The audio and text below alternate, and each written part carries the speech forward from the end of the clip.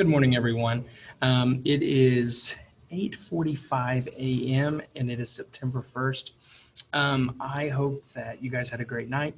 This is day 2 of our online experiment with U.S. history. So today we're going to kind of like dive directly into antebellum, right? This is a term that you might not know, maybe you do. But if you don't know, antebellum is a period in the 1800s in American history that stretches from the 1800 literally until the American Civil War in 1860. So this is a 60-year period in American history that defines why the Civil War happens, right? This is a period of political division, political turmoil, and it's a period of like economic change. But it is also a period that America has to define for itself, right? So we're going to dive right into this. I'm going to try to explain briefly to give you somewhat of a review. This entire week is to prepare you for the Civil War, which is next week, and then that'll get us all the way into Reconstruction. At the end of this lecture, I will also like introduce to you your assignment this week. There's only one assignment this week to kind of get us used to doing this online version of our classes. And I kind of wanted to make it very low impact for you guys. So you're welcome. I do think that it is important to note that even though there's not a lot of assignments, there's still a lot of content this week that you have to understand before we can move any further into our lectures. So, and bear with me, this is completely different for me. For those of you that have had me as a teacher, you know that I am a very bouncy guy that likes to run around the classroom. So it's extremely weird for me to sit here and to lecture to you directly. So I'm going to share my screen now, and I'm going to pull up our PowerPoint. This PowerPoint will be posted to your Google Classroom.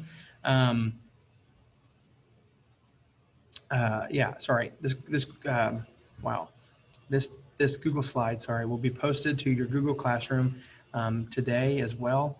So you'll have complete access to it. So this is the main lecture here is to compare North and the South. And this matters because this is the lead up to the American Civil War. So we have to set the scene right. So here's our unit preview. From the mid-1800s, there's differences between the North and the South, right? These grow so strong that compromise is no longer seemed possible. For those of you that don't know, compromise is where two sides of a political spectrum or just an ideology difference can come together and draw on each other to create a policy or a belief, okay?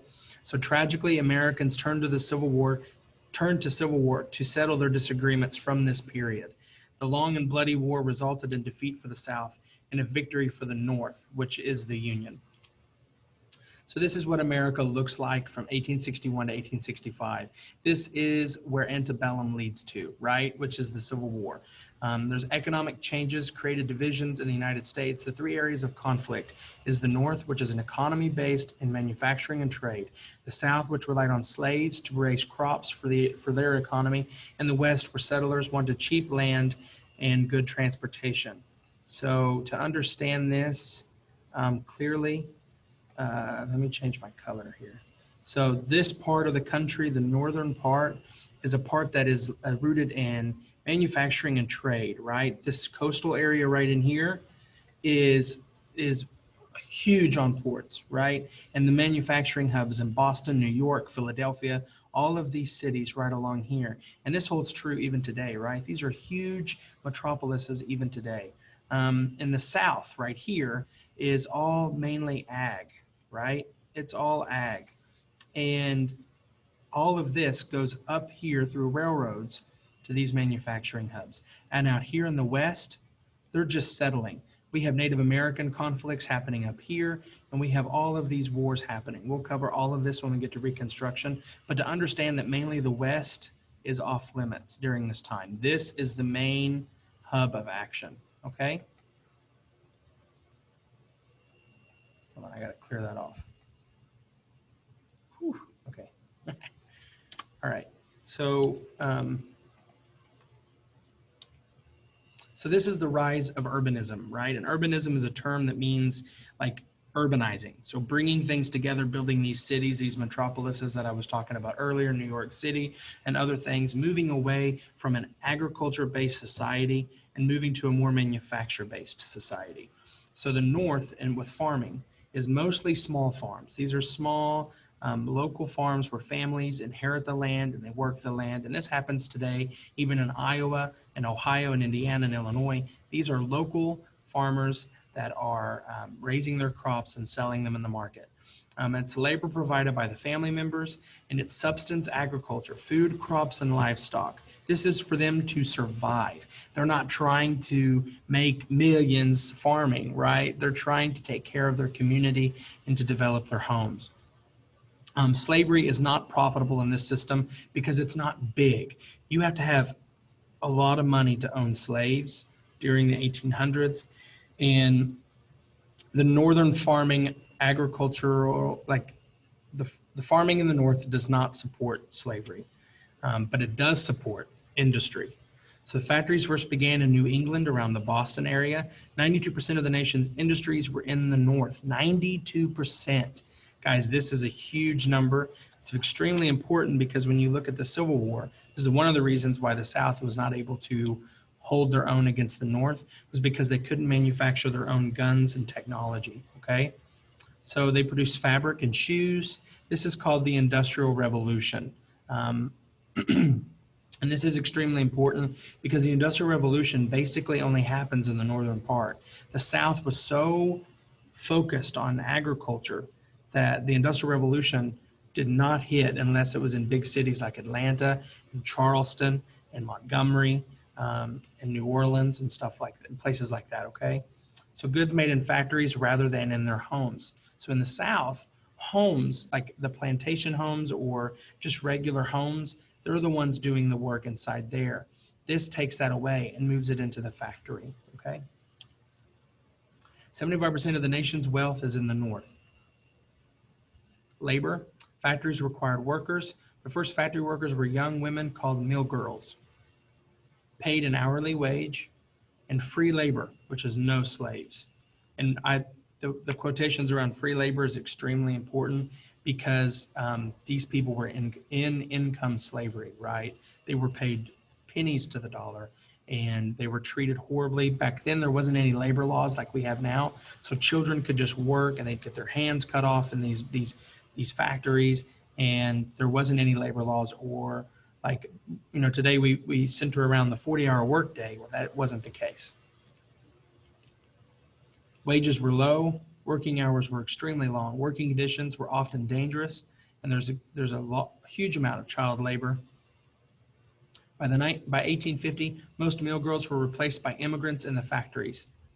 Immigrants willing to work for lower wages created a working class. Now, this happens because, and this is mainly Irish, especially in New England, is because there's an Irish potato famine in Ireland, and people start dying because there's not enough food. So they get on boats and they come here and they stop at Ellis Island, and then they come into America to find a better life.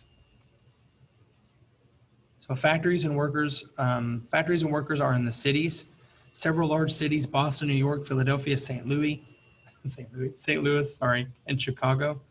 These are crowded conditions and urban slums. There's 22 million Americans just in these cities alone. This is huge, guys, especially in the 1800s. Factories, goods needed to be moved to markets. Canals were built all throughout the North. The Erie Canal linked the Hudson River with Lake Erie, and also steamboats and railroads improved transportation across the North. 75% of America's railroads were in the North. This becomes extremely important during the Civil War because in the South, there's not enough rail transportation to move troops quickly enough to vital areas that were being attacked by the North. So for example, if the Northern armies are invading into Tennessee and the Southern armies need reinforcements, these troops have to walk across the country to get there for reinforcements, where in the North, if there's an invasion, so for example, at Gettysburg in 1863, I think, off the top of my head, sorry. Meade, the commanding general for the North, was able to get reinforcements by rail. Lee could not do that. So this is important. And the social classes in the North: the wealthy businessmen, factory owners and professionals, the working class, servants and urban poor, free blacks, and free blacks. So this is the social class in the North. The antebellum South is a plantation-based economy. Cash crops like tobacco, sugar, cotton, and rice. Large farms. I put farms there because it's more like estates. The purpose was to make a profit. Also small farms on poor land and in the mountains. So you have you have two layers, right? You have the plantation economy, and then you have also small farms, just like in the North. So just smaller areas of land. Let's say like 40 acres. People would farm it and personally pick the cotton and take it to the market for selling. In 1790, Eli Whitney invented the cotton gin, which cleaned cotton by machine. This is extremely important because this allowed the fast manufacturing of cotton. More cotton grown and more slaves needed to produce this cotton. This is where in 1790, slavery expands massively in America. There was already slavery. I'm not trying to downplay that, but it goes rampant after this because they can make so much money off of cotton. By 1820s, cotton was half of the total exports. This is a huge economic business for the South. The source of labor on cotton plantation was slaves. 4 million by 1860. Remember, 1860 is the beginning of the Civil War. Slaves were 1/3 of the total population of the South. Slavery was allotted by the Three-Fifths Compromise. Slavery was allowed by the Three-Fifths Compromise in the 1789 Constitutional Convention in Philadelphia. And in some places, slaves outnumbered whites. So this is important to note because I'm going to annotate this real quick. If you look down here at this little map, see these little darker areas right in here? South Carolina, the Georgias, Alabama, Mississippi, and Louisiana, and parts of lower Texas. This is all more than 50% of population of slaves. So this is huge, okay?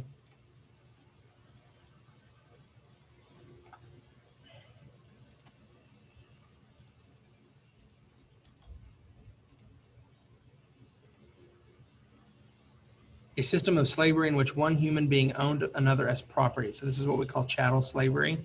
It's a lifelong condition. This does not go away. Slavery inherited. So children of the slaves were also slaves. So there used to be a thing where children of slaves were born free. That is taken away, and it becomes an inherited. It becomes bondage, becomes inherited. It's often very cruel and brutal. So this is the social classes in the South. The white plantation owners, which is the houses like this. They lived on rich flat land near rivers, and 10,000 wealthy families in 1860, they owned more than 50 slaves, a minority but political and economic power. Slave trade was banned in 1808, but slaves' demand rises, as does the cost of slaves. From 1790, they cost $300 a slave. By 1860, it was $1,500. The slave traders began to smuggle slaves into the United States. So the slave trade is banned in 1808 through a compromise, but that doesn't actually stop the spread. Not the spread, sorry. That doesn't actually stop the importation of slaves from Africa into the United States. From 1790, there's 500 slaves imported into the country. By 1850, there's 4 million slaves.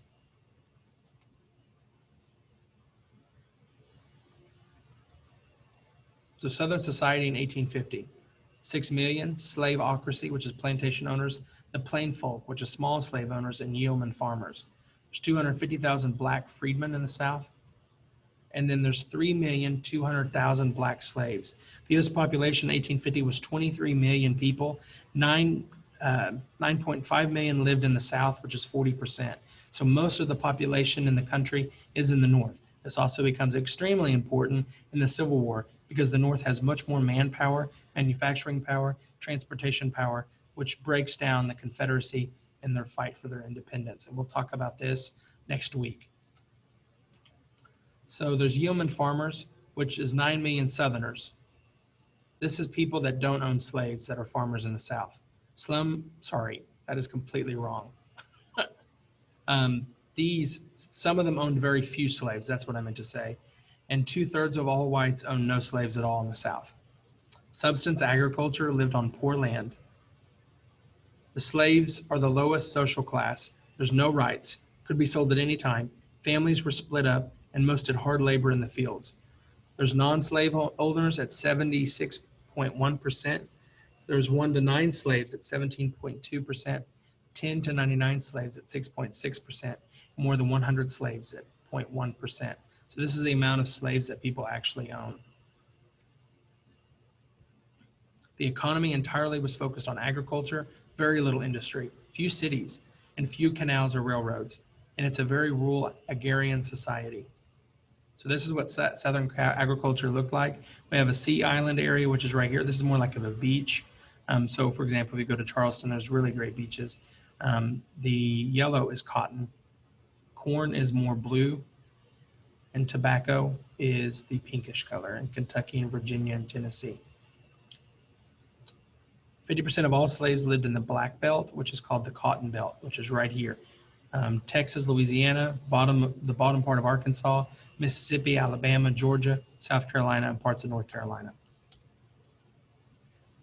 So here's your populations. Slaves are red, slave percentages are red. The yellow, which is mainly only in Delaware and parts of Virginia and North Carolina, is free African Americans, and then the blue is whites.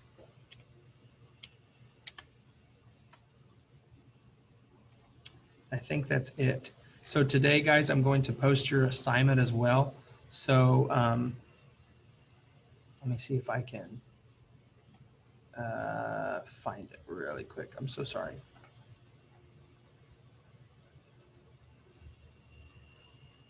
Okay, so here's your Google Classroom.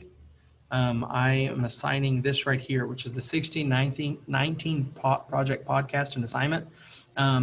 So I have the link to listen to it, or here is the transcript. So I'll go ahead and do this really quick. So here it is. You literally just pull this up. It's 24 minutes. And no, sorry, this is 32 minutes. You hit play, you listen to it, or you can read the transcript, which is right here. Okay. However you look at it, whatever is easier for you. Once you complete this, there is 3 questions. So it's really simple, but it's important that you do this because it really explains the economics of the South during the 1800s. And I hope that you find this interesting. This is not due until Friday. On tomorrow on our Zoom call, I am sending out the links to your Zoom meeting, and I cannot wait to see you tomorrow, and we will talk further about the 1619 podcast and Antebellum South. Have a great day, and I will get off here. See you tomorrow.